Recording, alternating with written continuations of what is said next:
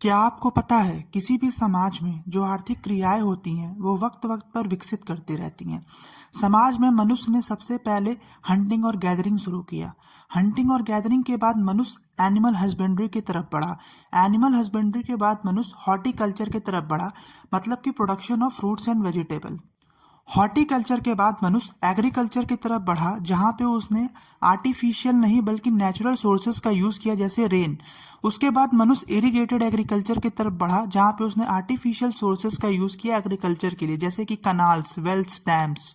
इसके बाद मनुष्य इंडस्ट्री की तरफ बढ़ा और फिर इसके बाद सर्विस सेक्टर की तरफ बढ़ा।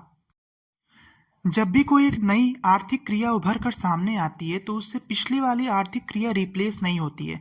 जैसे कि अगर इंडस्ट्री उभर कर आई तो उससे एग्रीकल्चर का इंपॉर्टेंस खत्म नहीं हुआ।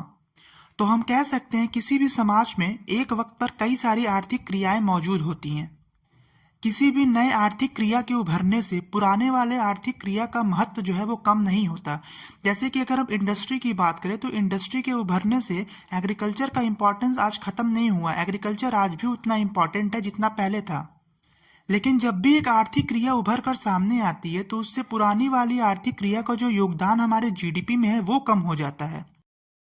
जैसे कि आज़ादी के वक्त एग्रीकल्चर का कंट्रीब्यूशन हमारे जीडीपी में 50% हुआ करता था, लेकिन आज के वक्त में एग्रीकल्चर का कंट्रीब्यूशन सिर्फ 15 से 20% रह गया है, क्योंकि और कई सारी आर्थिक क्रियाएं उभर कर सामने आ गई हैं, जैसे कि इंडस्ट्री और सर्विस सेक्टर।